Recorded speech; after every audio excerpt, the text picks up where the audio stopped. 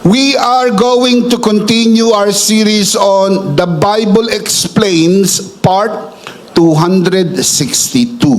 And today we're going to continue our mini-series within the big series of The Bible Explains, entitled, Your Next Season is Coming, Part 41. Manalangin po muna tayo. Let's commit this first to the Lord. Our dearest Father in heaven, we are so very thankful for how you have gathered us today. This is a beautiful day. This is the day that you have made. We will rejoice and be glad in it. Thank you so much for these beautiful people who came here today in your house to worship you and to receive your word. Thank you for the wonderful time of praise and worship. Truly, you inhabit the praises of your people, and there is nothing in the world like this. For in your presence there is fullness of joy, and at your right hand there are pleasures forevermore. Thank you so much for the beautiful people who are joining us online. Thank you for this wonderful time that you have given us to study your word. We commit to you this time, even this learning time, and it is our prayer that everything that will be said and done today, all by your grace, for your glory, we pray in the name of Jesus, our Lord and Savior, by the power of the Holy Spirit. This we pray. And everybody would just simply say, Amen. Palakpakan po natin ang Panginoon. Come on, let's give the Lord a clap of praise. Thank you, Jesus. Today we are going to talk about Luke. Luke the evangelist. Luke the evangelist was a physician, historian, ministry companion of Paul, and the inspired writer of the Gospel of Luke and the book of Acts. He was not one of the original 12 and was the only Gentile writer in the New Testament. Luke faithfully recorded the life, ministry, death, resurrection, and the continuing work of Christ through the church in the book of Acts. Luke is a very, very important character in the New Testament, as he is the only Gentile writer in the New Testament. Luke's story beautifully portrays God's grace to both Jews and Gentiles as well. So having said this, allow me to share with you today two things that happen when grace turns you into a participant. Number one, grace turns observers into participants. Sa wikang Pilipino, binabago ng biyaya ang tagamasid upang maging kabahagi. Grace turns observers into participants. Luke's life reveals a powerful truth about the transforming work of grace. Grace does not leave people as distant observers. It brings them into active participation in God's purpose. Many of you know, if not all of you, si Luke ay nag-start as an observer. Pero hindi po siya nanatiling observer. He became a participant in the mission that God has called him to do in this life. We need to put this in our mind. Meron po tayong misyon sa buhay na ito. Hindi po pare-parehas ang pagkakatawag ng Panginoon sa atin.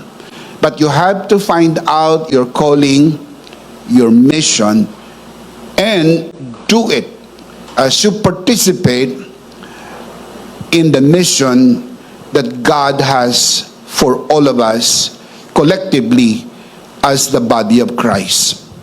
At first, Luke appears in Scripture as a careful observer explaining that he had carefully investigated everything from the beginning before writing an orderly account of Jesus' life.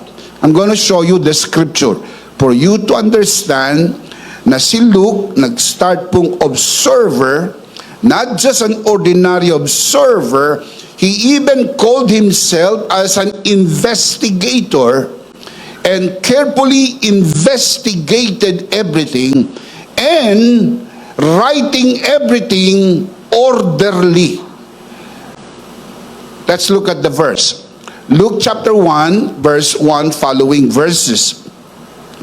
Many have undertaken to draw up an account of the things that have been fulfilled among us, just as they were handed down to us by those who from the first were eyewitnesses and servants of the word. Verse 3, with this in mind, since I myself have carefully investigated everything from the beginning, not just investigated, now look at the description, carefully investigated everything from the beginning, I too decided to write an orderly account for you, most excellent Theophilus.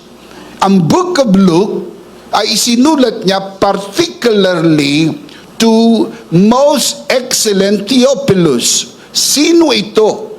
And generally, by the inspiration of the Holy Spirit, as we all know, the Book of Luke was written for our consumption.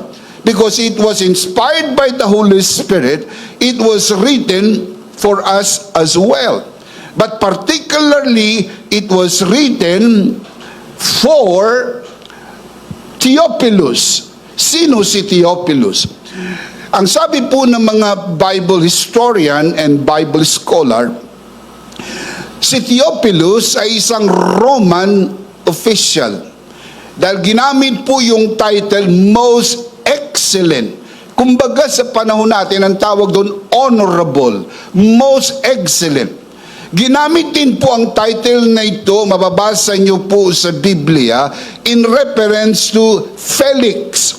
Most excellent Felix sa Acts 23:26. Mababasa niyo rin po, ginamit ang title na ito, most excellent in reference to Festus sa Acts chapter 26:25. Sa mga kapatid, ang title pong most excellent ay ginagamit po sa mga Roman official. So, si Theophilus ay isang Roman official. And you have to keep in mind, my dear brothers and sisters, that Luke was a Gentile. Not just an ordinary Gentile. He was a doctor by profession. Siya po ay mataas sa lipunan na kanyang ginagalawan. Ginagalang, kinikilala, and there is a possibility na si Theophilus ay isa sa mga pasyente po niya na maaaring nagkasakit at one time or on a regular basis ay chinecheck up niya itong si Theophilus. We do not know. There is no exact record, pero I'm just presupposing na maaaring meron pong maganda na pagkakakilanlan si Luke at si Theophilus. In fact, ang pangalang Theophilus is a very, very important and good name. Theophilus is a combination of two Greek words, Theo and Philos, from the word Phileo, which means friend. God, friend. You put that together, friend of God. So, ibig sabihin ng Theophilus, friend of God. Sino si Theophilus? There is a hint, according to Bible historian, na siya po ay early believer.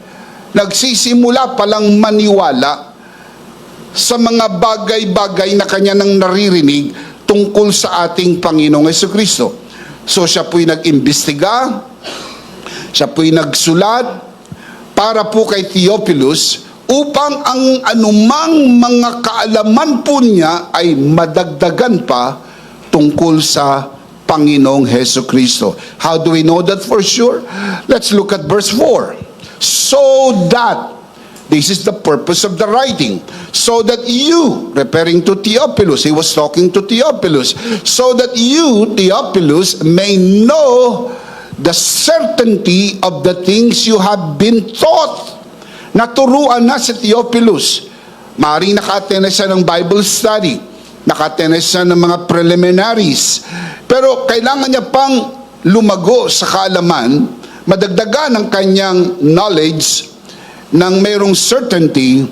And Luke wrote this Gospel of Luke particularly for Theophilus, primarily, but in general, for the reading public, because it was not just an ordinary book, it was written under the inspiration of the Holy Spirit. Can you say amen? As a physician and educated man, he valued truth, accuracy, and careful research.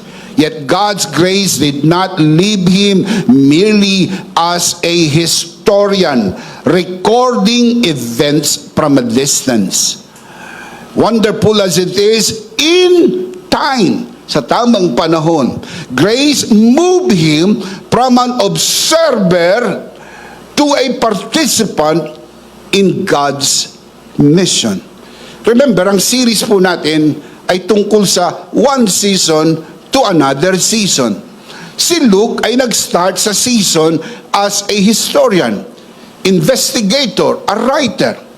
Pero later on, I'm going to show you kung paano nag-develop ang kanyang story from one season being a writer, historian, investigator. Nag-move siya from one season to another season where he became a participant in God's mission. Luke's transition from observer to participant becomes especially clear in the book of Acts. In the early chapters, particularly chapter 13 up to chapter 16, verse 8, he describes the apostles' ministry using they and them. They and them. Hindi siya kasali. He was just writing. Naiintindihan niyo po yung grammar na yon. They. He was referring them. He was describing their work. He was writing about them. Pero hindi siya kasali. Siya po ay nasa labas, nagsusulat lang ng kwento tungkol sa mga nakikita niya at naiimbestigahan niya. Naiintindihan niyo po ba yung parte na yon? Kasi kailangan makita niyo yung transition from an observer into a participant. Listen up. But in Acts chapter 16, you see the change in pronoun. Now, look at the screen. Look at the verse. After Paul, who was writing, Luke was the writer of the book of Acts. After Paul had seen the vision, who saw the vision? Paul. After Paul had seen the vision, we got ready at once to leave for Macedonia, concluding that God has called us. You see the difference? Us to preach the gospel to them, referring to the Macedonians. We and us is a person pronoun, plural pronoun. We, kasali na po yung nagsusulat. We and us. Kasi kung siya'y nagsusulat lang at siya po hindi kasali, he could have written it this way. After Paul had seen the vision, they got ready at once to leave for Macedonia, concluding that God has called them to preach the gospel to the Macedonians. Meron pong malaking pagbabago. Ang pagbabago po na yan ay hindi lang po gramatika na pagbabago. Yan po'y transition from an observer to a participant. This shift from they and them to we and us is more than a grammatical change. It reveals that Luke had become part of the very mission he was recording. He was no longer merely documenting the spread of the gospel. He was personally participating in it. Are you seeing the transition? Come on, I'm asking you, are you seeing the transition? Yes. From they and them to we and us. Hindi na lang po siya nagdo-document, hindi na lang po siya nagsusulat, kasali na siya doon sa kanyang isinusulat. Can you say amen? Paul affectionately called him Luke, the beloved physician. Pwede niyang tawagin Luke, the physician, right? Dr. Luke. That will be nice. Pero ang description niya kay Luke, beloved physician. Colossians chapter 4 verse 14. And also, later he wrote, only Luke is with me. So there was a time nang kasama na lang niya ay si Luke. 2 Timothy chapter 4 verse 11. That is a very important observation as well. Luke was no longer merely observing ministry. He had become a faithful companion, sharing in and participating in the mission of the gospel. Mga kapatid, ang pattern po na ito ay hindi bago sa mga kwento sa Biblia. Kung mapapansin po ninyo sa series na ito, I just hope that you are a very, very good student and keen observer. Mapapansin ninyo na meron po tayong center stage, pinag-uusapang Bible character. Pero kung kayo po'y palamasid, mapapansin po nyo, gumagamit din po ko ng mga examples, other Bible characters sa Old Testament, sa New Testament, in order to strengthen the fact that what is happening to a person we are talking about is not just an isolated case. Hindi ito nangyari sa kanya lang, kundi totoo itong nangyayari sa iba't ibang mga Bible characters sa Bible. Are you getting this? That is how I establish the fact na tayo hindi nag-uusap ng isang kwentong nangyari lang sa isang tao. Isolated.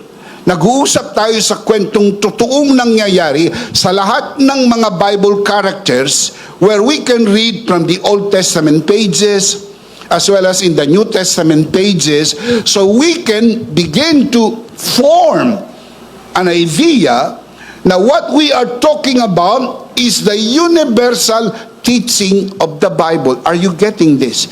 Ang tawag po dyan, mga kapatid, is you are forming the thought that what we are talking about is not just a single isolated idea, but it is true to the many Bible characters, if not all of them. Can you say amen? Amen. Let me give you examples. Joshua served under Moses and learned from him before God called him to lead Israel into the promised land. Hindi po sayang ang mga panahon ng pagsama ni Joshua kay Moses, dahil ang dumating na ang panahon na wala na si Moses, ni-raise ni God si Joshua. Pero hindi ho nangyari ng overnight. Ang pananatili po niya, ang pagsama, ang pakikinig, ang pagmamasid,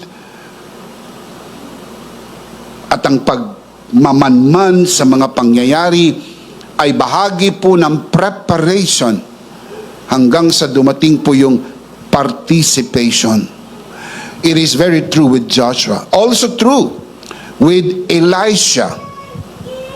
Elisha first followed and observed Elijah before receiving the prophetic mantle, carrying on the ministry himself. Si Elisha po ay disciple ni Elijah. Kung saan pumunta si Elijah, nandun si Elisha. Pinapakinggan niyang maigi kung paano magsalita, kung paano magturo, kung paano mamuno, kung paano magkasikaso. That is what you call learning from your mentor. You have to have a mentor. You can have many teachers, but you have to choose a mentor na mag-mentor sa iyo bago dumating po yung fulfillment of what God has in store for you. That is part of God's system. True with Joshua, also true with Elisha. This is also true with the disciples of Jesus. The disciples themselves began as followers who watched Jesus teach, heal, and minister. But they were eventually sent out to do likewise, to preach, heal the sick, and make disciples. Bago sinugo ni Jesus ang kanyang mga disciples to do what He did, He trained them. He taught them. He discipled them. That is part of what we call the learning process. Lahat doon nagsisimula. Magmamasid ka lang muna, makikinig ka lang muna. Yung nakita mo, yung napagmasdan mo, mag-sink in, matuto ka.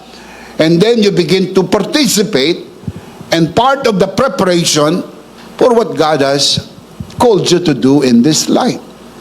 It is also equally true with Timothy. Timothy first learned under Paul as spiritual son before being entrusted with pastoral responsibility and leadership in the church. Walang overnight naging pastor. You have to learn it through the process. Kaya delikado po yung biglang naging pastor. Naka-attend lang ng seminar, pastor na. O kaya lang magpaliwanag ng isang verse, pastor na. You have to respect the many years of learning.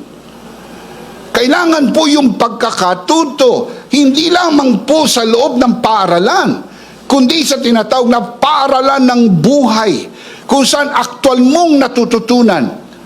Merong nag-guide sa iyo, kaya nga may mga nauna eh. Yung mga naunang nag-guide dito sa mga sumusunod. Kaya nga meron pong mga inuban. May mga tumanda na. Ang iba po pumuti ang buhok. Ang iba po numipis ang buhok. Ang iba po nawala na ng buhok. Hindi po yan sa walang anumang dahilan. Yan po ay mga taon.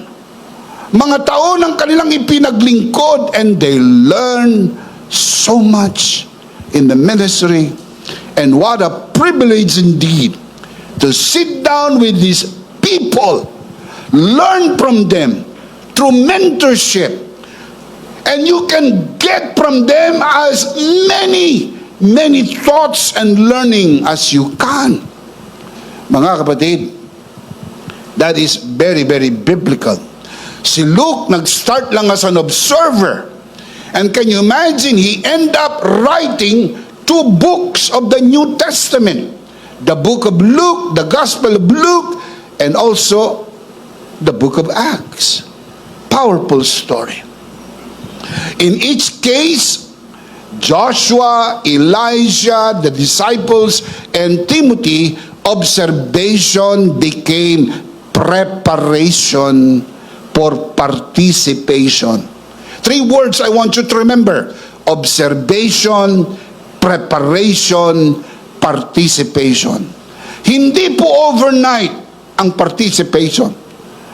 Bago magkaroon ng participation, magkaroon ng preparation. And sa preparation, nagsistart lang observation. Kaya nga sabi ng iba, sama ka, manood ka lang. Tignan mo lang. Pakinggan mo lang. Pagmasdan mo lang. Doon nagsisimula. Sumama lang si Luke as an observer. Nag-start po siya writing they and them. But he end up writing we and us. A transition from being an observer to a participant. However, you need to keep this in your mind. Participation in God's work is never based on human worthiness or self-qualification. It is the result of the grace of God in our lives. 2 Corinthians chapter 3, verse 5 to 6, the Apostle Paul writes, "Not that we are competent in ourselves to claim anything for ourselves, but our competence comes from God." Can you say amen to that? Our competence comes not from our diplomas, not from our degrees, not from our ordination. Our competence comes from God. And what is so interesting about this, the man who wrote this is a highly educated man. Ang kapal ng kanyang curriculum vitae. Mataas ang kanyang pinag-aralan. And yet, ang sabi niya, our competence comes from God, not from our academic training. Now, don't get me wrong, hindi po mali ang academic training. Hindi po mali ang ministry training. Pero hindi doon nanggagaling ang iyong competence. Ang iyong competence ay biyaya ng Panginoon na ibinibigay sa sino mang naniniwala at sumasampalataya. Can you say amen? Furthermore, he writes, He has made us competent as ministers of a new covenant. Who made them competent? God. Who is their competence? God. It is the grace of God in our lives.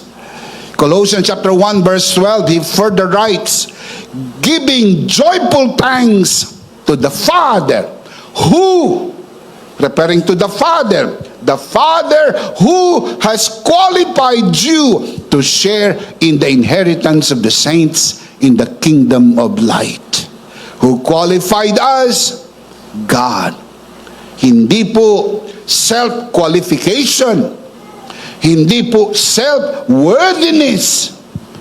It is God's grace working in us and working through us. Can you say amen?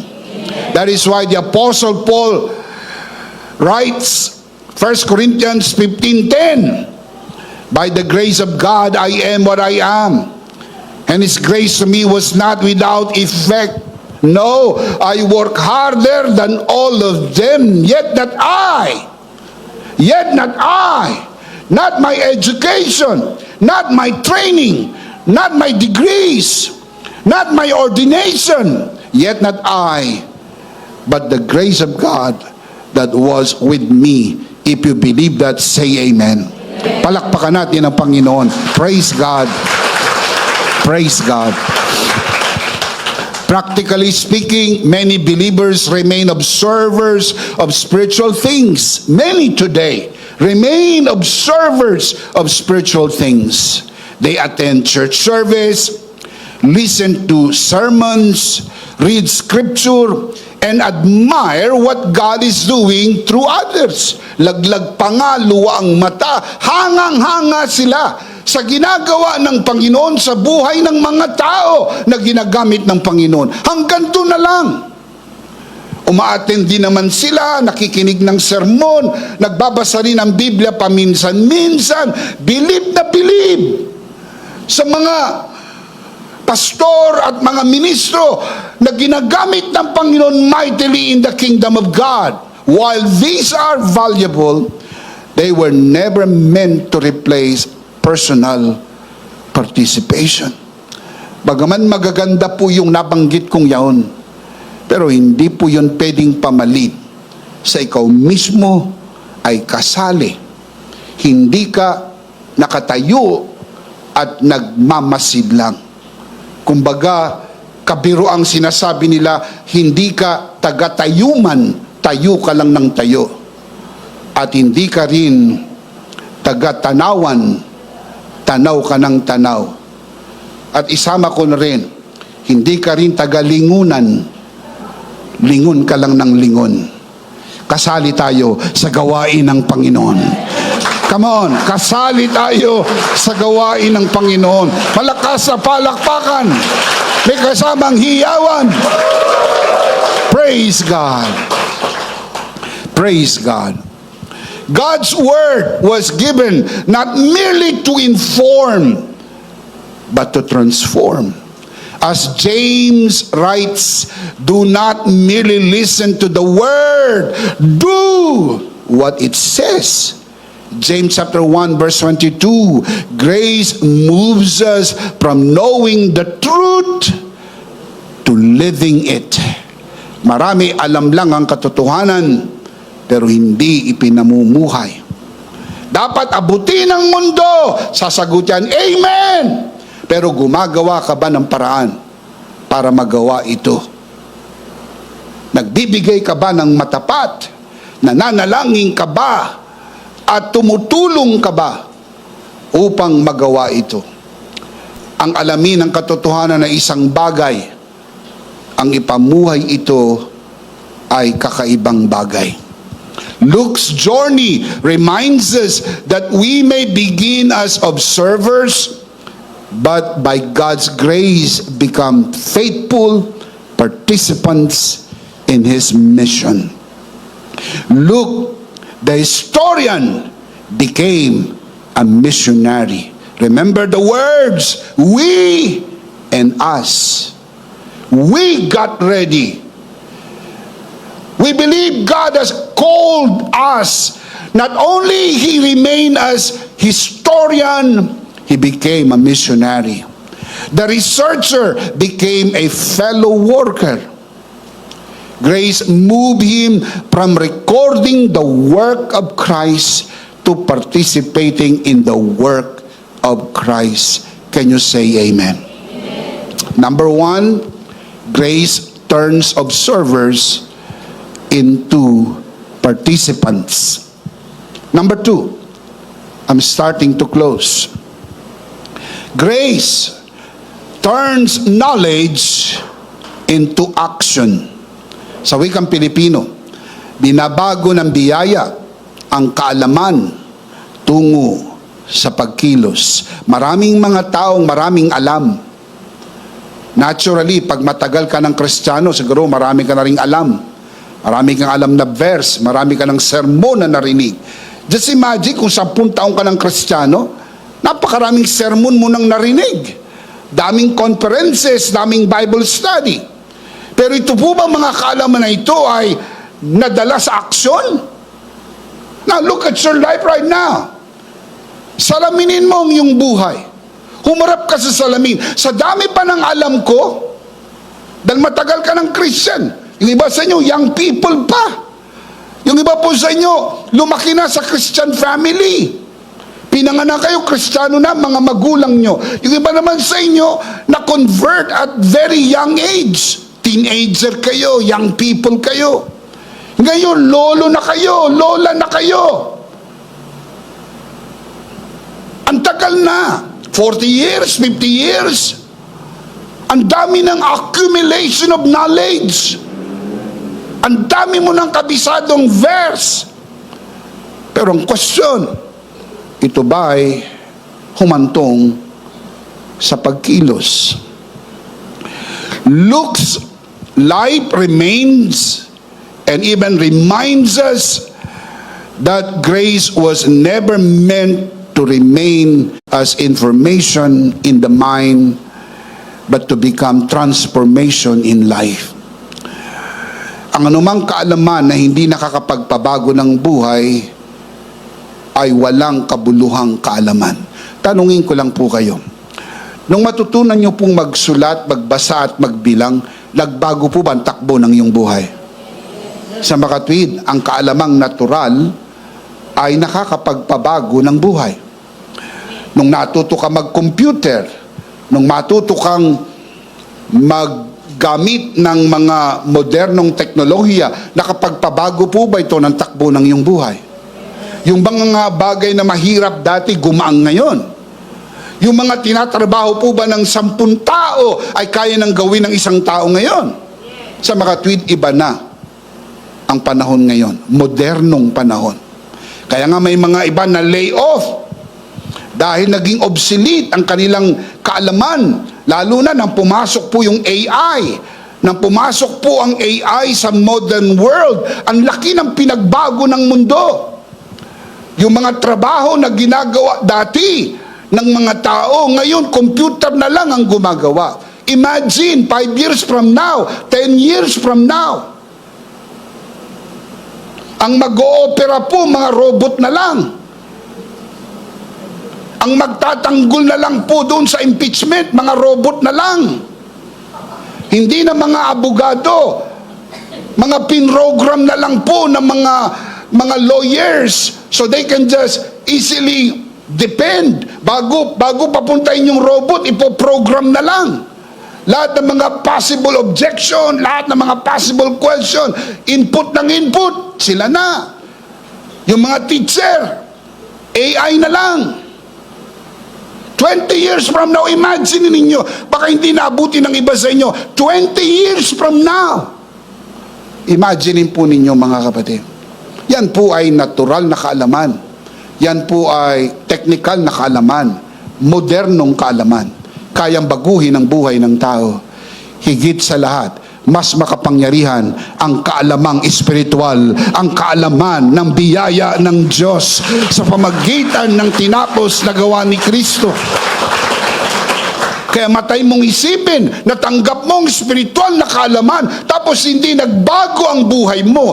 Ay ang ibig sabihin, mas malakas pa ang kaalamang teknikal, mas malakas pa ang kaalamang natural, mas malakas pa ang kaalamang moderno, nagbago ang buhay mo. Pero sinasabi mo, you have received spiritual knowledge, you have received spiritual truths, and the truth has not changed your life. That is an insult to the finished work of Jesus. Walang bisa. Alam mo yung salita ng Diyos, pero hindi nagbago ang buhay mo. Ang magpatawad, pero hindi mo pa napapatawad ang mga dapat patawarin. Nangangaral ka ng grasya, pero hindi ka nakikitaan ng grasya. Disgrasya yan. Naunawaan niyo po ba ibig kong sabihin? Kung ang mga kaalamang natural ay kayang makapagpabago ng buhay, multiply it 10 times hand down, mas mabisa ang kapangyarihan ng kaalamang espiritual, ang kaalaman ng biyaya, kaalaman ng tinapos na gawa ni Kristo. Shout amen. That is why even Paul strongly argues, I seek nothing among you, only Jesus Christ and Him crucified. Ang lahat ng kaalamang natural na kalap na Apostol Pablo ay kanyang tinawag na basura kumpara sa kaalaman na kanyang tinanggap ang kapahayagan ng tinapos na gawa ni Kristo. I just hope that you would agree with me when I say mas makapangyarihan ang spiritual na kaalaman. Ang kaalamang natural ay hindi pangmatagalan. Tanungin ko nga po kayo, ang mga bagay-bagay po bang totoo 50 years ago ay napatunayang hindi na totoo sa panahon ngayon? Yes. Nung grade 1 kami hanggang grade 6, tinuruan kami na ang Pluto ang pangsyam na planeta. Siguro naka-attend ka rin ng klase mo nun. Natatandaan niyo po ba yun? Then bigla na lang sinabi, ang Pluto, hindi daw planeta, ito'y aso.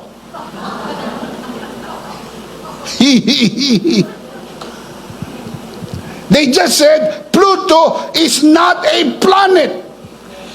After 20 years again, binawi na naman, Pluto is a planet. Ano ba talaga kuya? Planet ba o hindi?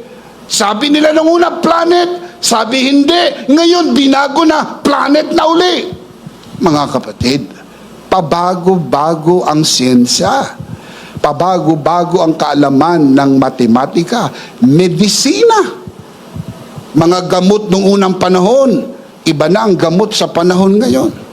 Dati, nung unang panahon, hindi nagagamot ang sakit na yan. Ngayon, nagagamot na. Kaya ngayon, meron na pong mabisang gamot. Ang tawag, therapy.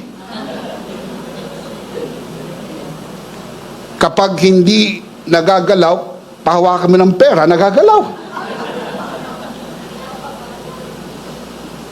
Therapy. Mga bagay na nagbabago. Pero ang katotohanan ng salita ng Diyos, mananatili, magpakailan, kailan paman. Ang langit at lupa'y lilipas. Ang salita ng Panginoon, mananatili, magpakailan, kailan paman. Shout amen. Shout amen. Kaya ang atin pong paniniwala, kapag natanggap mong spiritual na kaalaman, dapat magbago ang buhay mo. Di man bigla, pero dapat meron. Kasi may bisa ang salita ng Panginoon. Can you say amen? As a physician, Luke possessed education, skill, and careful attention to detail.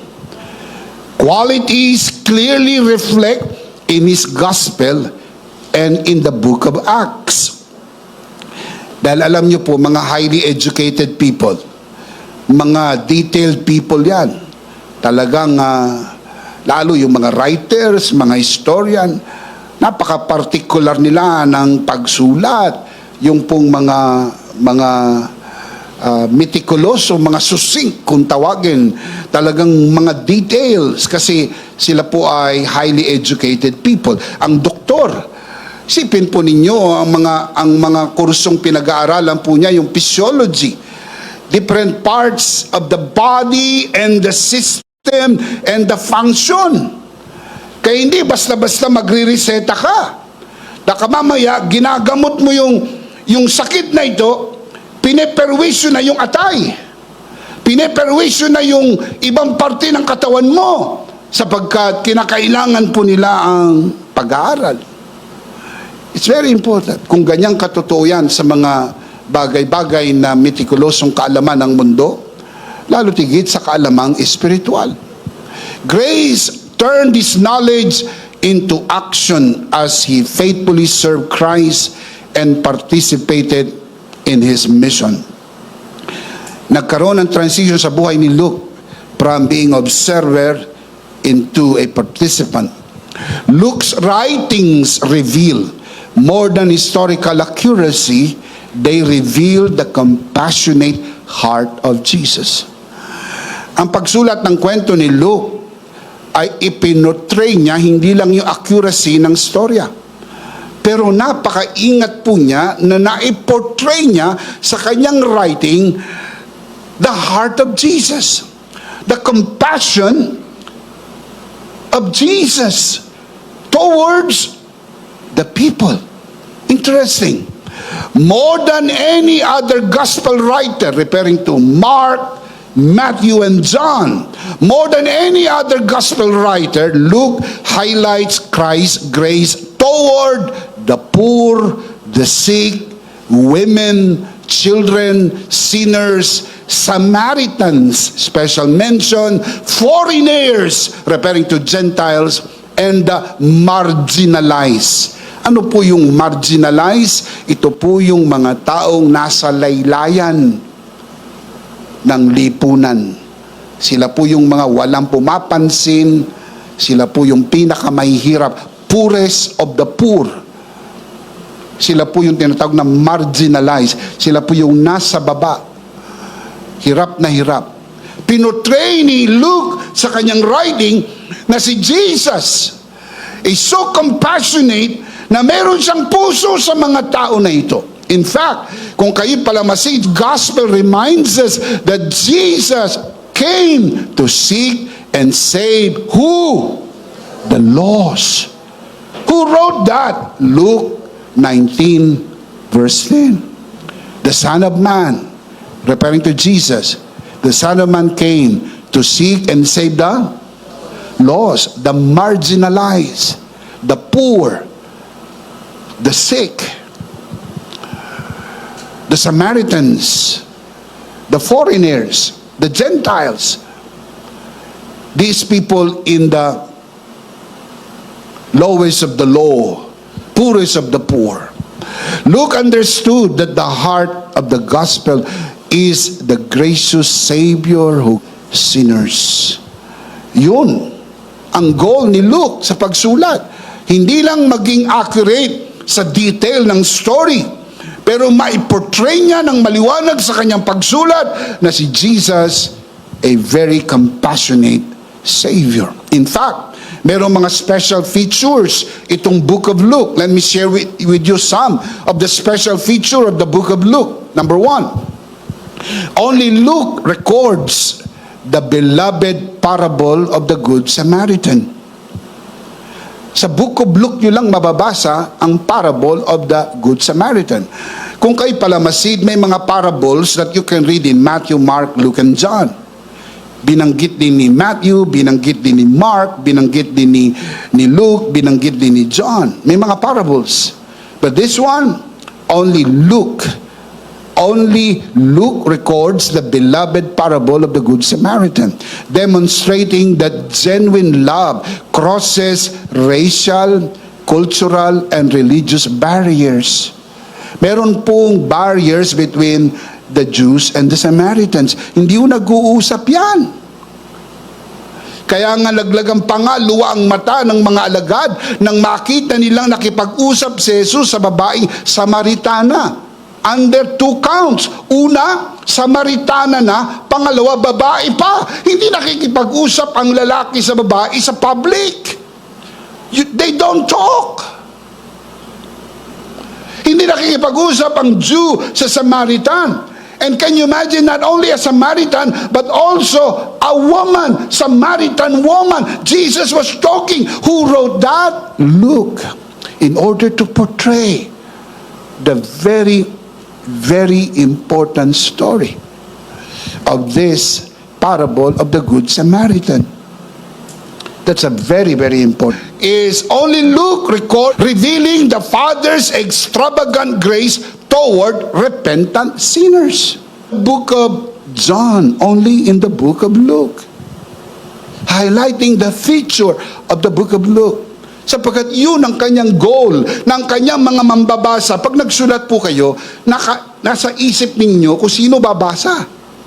That's why you are writing it from the perspective of the readers. Sinong babasa? Kaya alam ni Luke, ang babasa ng kanyang sulat ay si Theophilus. This is the gospel written to the Gentiles. And I want Luke wanted, sabi ni Paul, I want them to see that Jesus is gracious. Jesus is compassionate. He came to seek and save the lost. Can you say amen? Only Luke tells the story of Zacchaeus.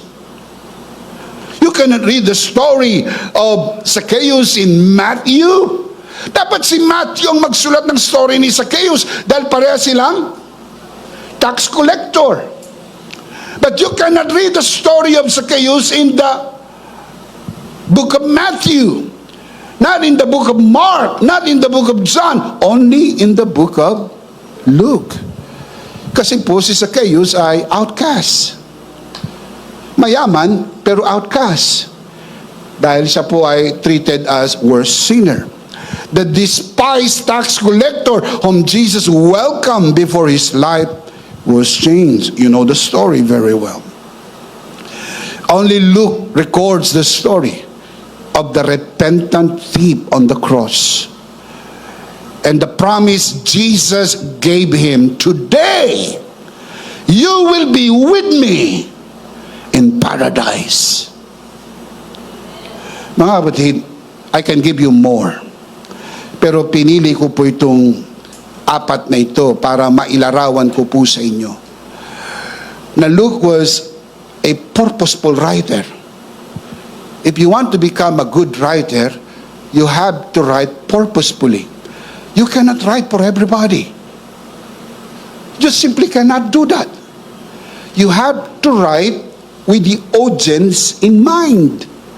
Who will read my writing? Who will read my book? Who will read my e-book? And then begin to write. Sabi po ni Luke, ang babasa nito si Theophilus. Ang babasa nito yung mga Hintil.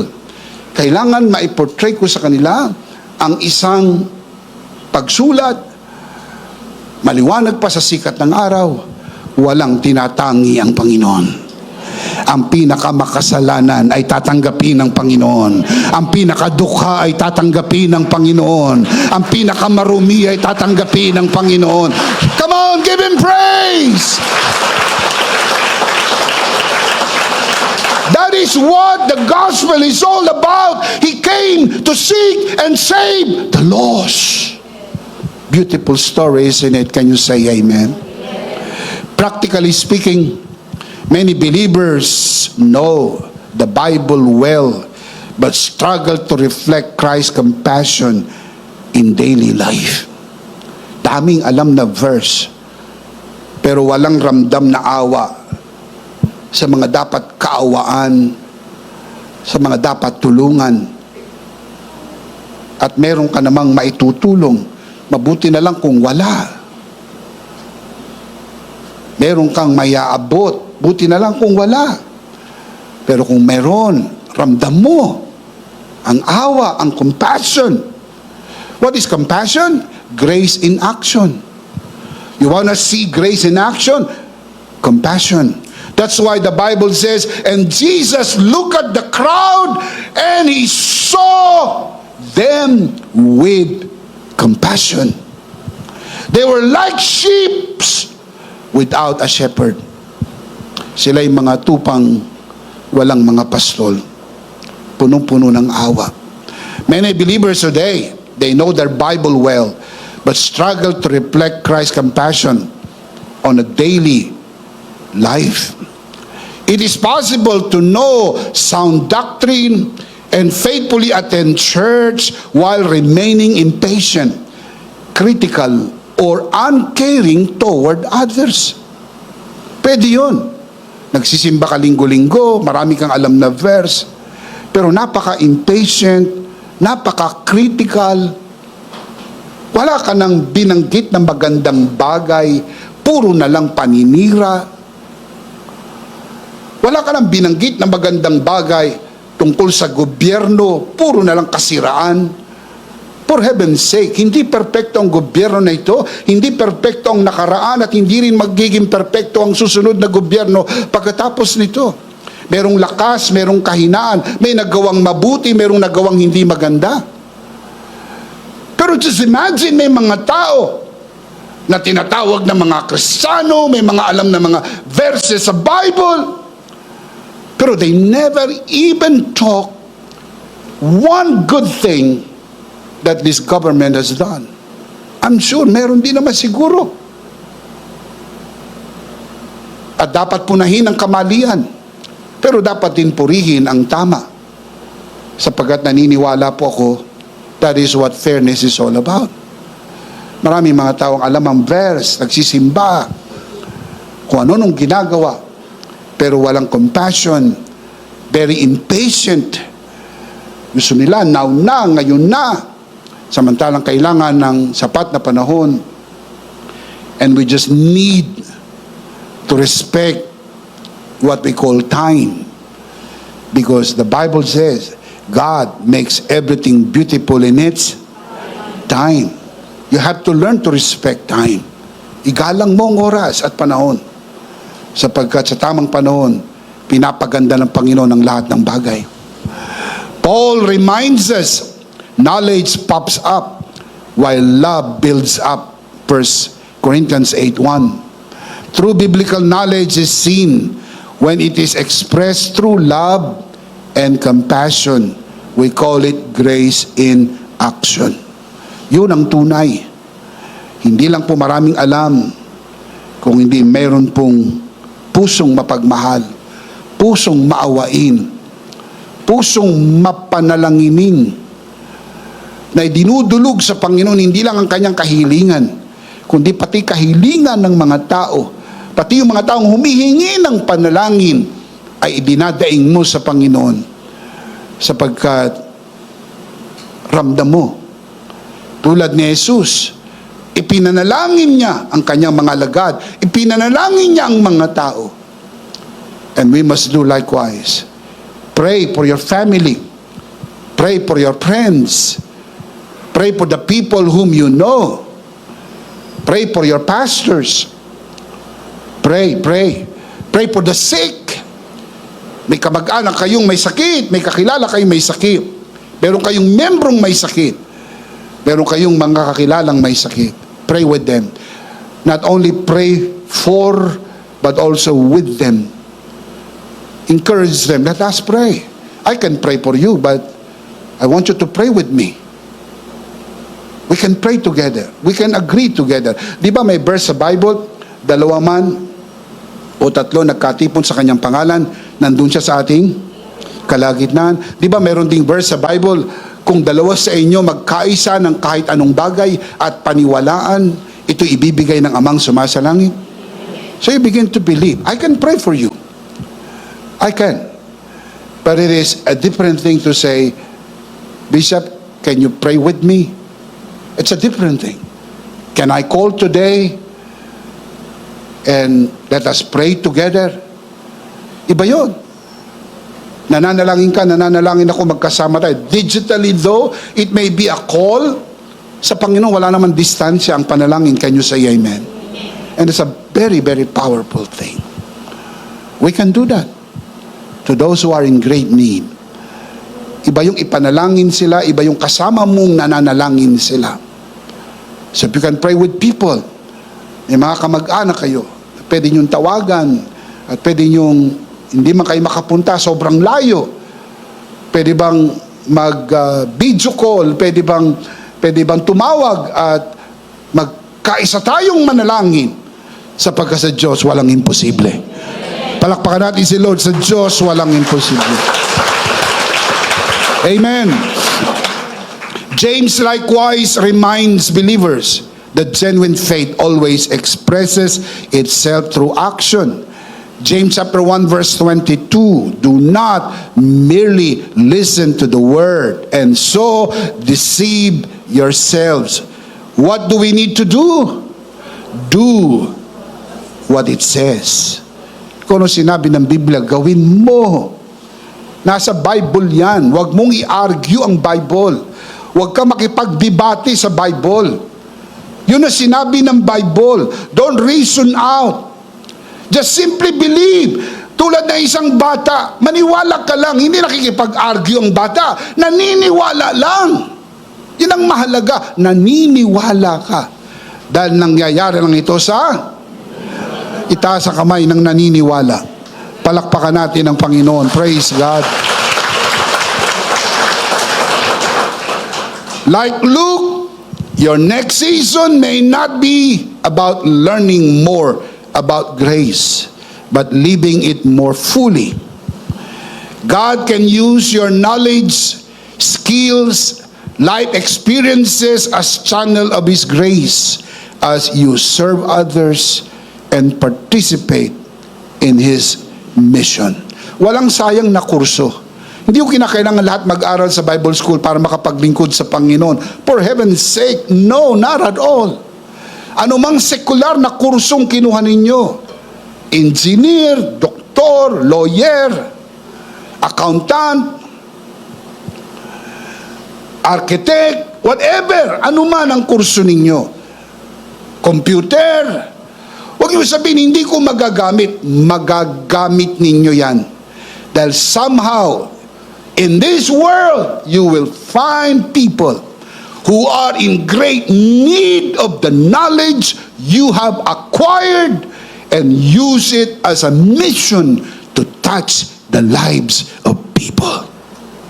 Can you say amen? Grace turns knowledge into action. Because true grace never stops at understanding. Grace transforms the heart and empowers believers to become living expression of God's grace. Maraming taong hindi makakabasa ng Biblia. Ang pag-asa lang nila ay makita nila ang mensahe ng Biblia sa pamagitan ng buhay na ating ikinabubuhay. Having freely received His grace, now freely extend it to a world in need of the Savior. Ang kailangan ng mundo ay ang tagapagligtas. At para malaman nila kung sinong tagapagligtas, nasa atin ang kaalaman, ipaalam natin, hindi lang sa pagsasalita, pati sa pamumuhay. Dahil pag naramdaman nila ang buhay na binago, nagbibigay ito ng pag-asa na kung tayo'y binago, kaya rin silang baguhin ang biyaya ng Panginoon. Palakpakan natin si Lord. Praise God. Let's see them again.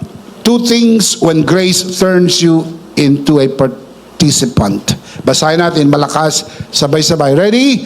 Ready. Number 1. Grace turns observers into participants. Number 2. Grace turns knowledge into action. Now, let me give you the life application. Number 1, participate in God's mission. Like Luke, God's grace calls you beyond simply learning the gospel to living and sharing it. Not head knowledge, but life application. We have to live it out and share it with others. You serve because Christ qualified you. Step forward in faith, knowing that His grace has equipped you and will work through you all for His glory. Can you say amen? Amen. Number 2, put grace into practice. Put grace into practice. Like Luke, don't let grace remain only in your mind. Let it be seen where? In your life. Not only in your mind, but also in your life. Having freely received God's grace, freely extend it to others. And how do we do that? Through our words and through our actions. Let's see them again.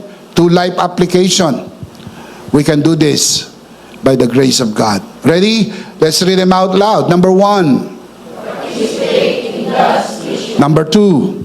Put grace into practice. Participate in God's mission.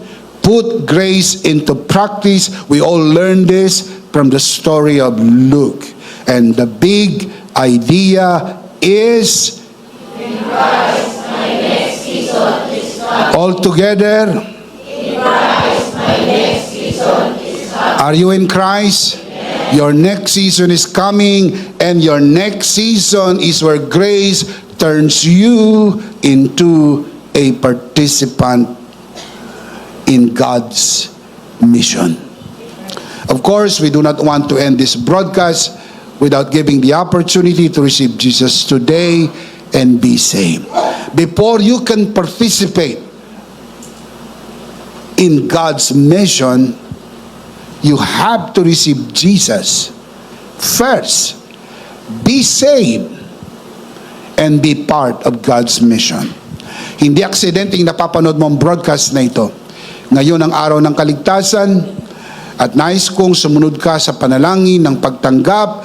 Ariin mo na isang personal mong panalangin at sa araw na ito maliligtas ka sapagkat ang araw na ito ang araw ng iyong kaligtasan.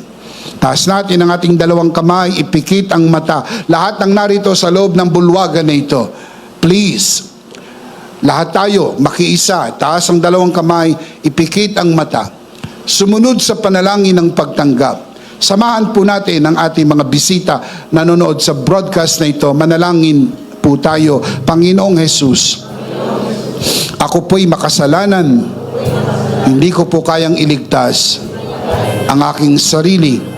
Ako'y mapapahamak ng hiwalay sa iyo. Narinig ko po ang mabuting balita. Ako po'y naniniwala.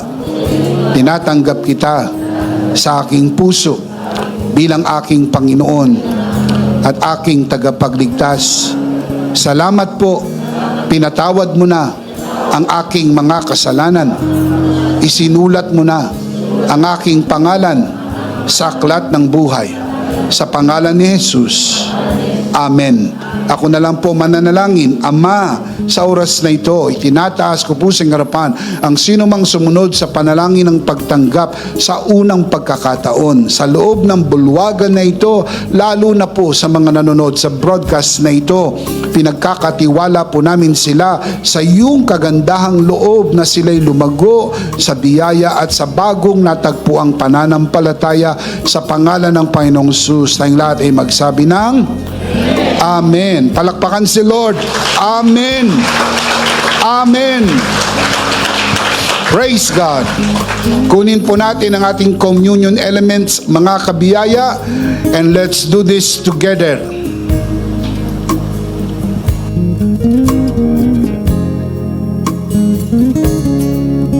Alright, let's do this together, mga kabiyaya. Hawak-hawak natin ang pinakamakapangyarihang simbolo ng tinapos na gawa ni Kristo sa krus ng Kalbaryo. Itong aral na tinanggap ko sa Panginoon at ngayon naman ay binibigay ko sa inyo.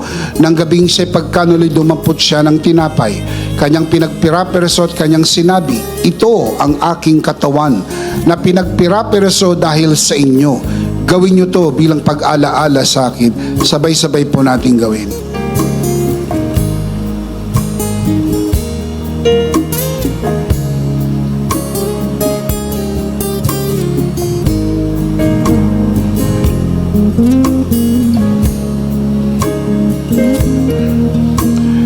Gayon din naman matapos maghapunan ay kanyang hinawakan ng saro at kanyang sinabi, ito ang saro ng bagong tipan na pinagtibay ng aking dugo. Gawin nyo to bilang pag-alaala sa akin. Sabay-sabay po natin gawin.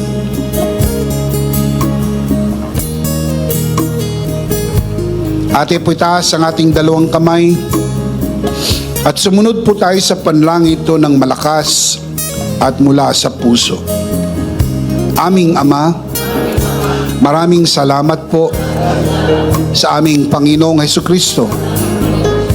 Panginoong Hesukristo, maraming salamat po sa iyong banal na dugo na iyong itinigis sa krus ng Kalbaryo.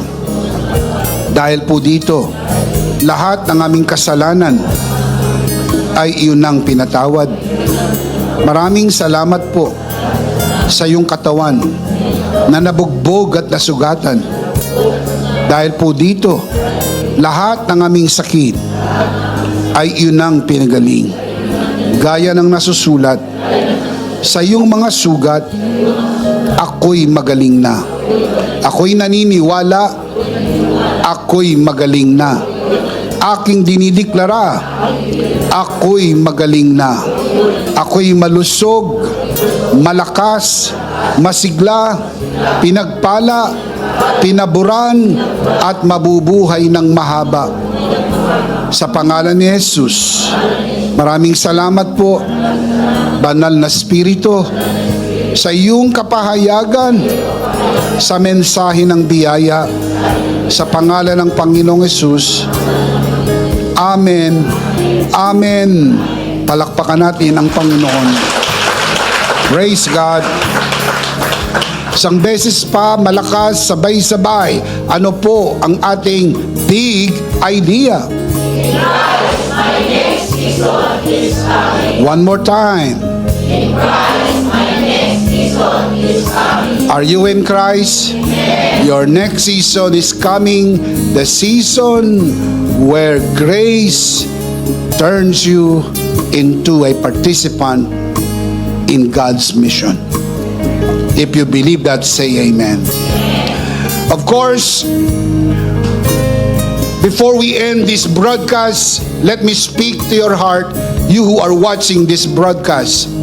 If this broadcast has blessed you, and if not asking too much, I would like you to bless this ministry with your love offering, so that together we can reach the world with the message of full grace.